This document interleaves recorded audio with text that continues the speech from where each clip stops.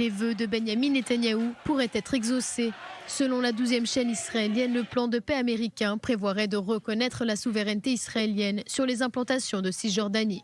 On se souvient que 3 jours avant son élection, le Premier ministre israélien avait fait cette déclaration. Je vais étendre la souveraineté israélienne et je ne ferai pas la distinction entre les différentes implantations.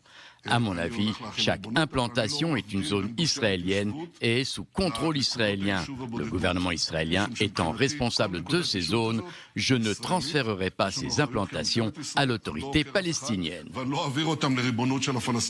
Le président américain pourrait donc permettre à Benyamin Netanyahou de tenir cette promesse de campagne. Donald Trump poursuit sa politique de la réalité du terrain, c'est-à-dire reconnaître la situation telle qu'elle est.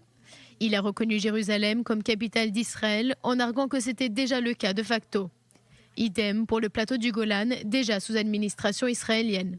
Si les implantations israéliennes sont reconnues comme partie intégrante de l'État d'Israël, les villes palestiniennes, quant à elles, resteront sous contrôle palestinien.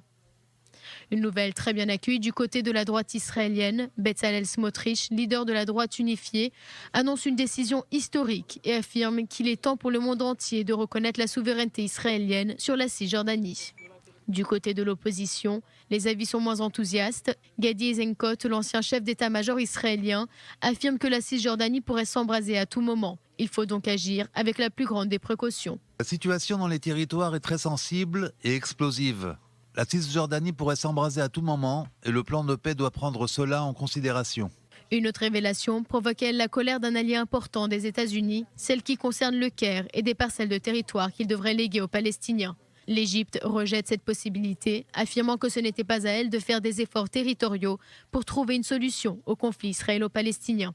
Le plan de paix américain devait être publié à l'issue des fêtes du Ramadan début juin, mais l'administration américaine a décidé de reporter la publication de quelques jours pour ne pas interférer dans les négociations pour former le nouveau gouvernement Netanyahou.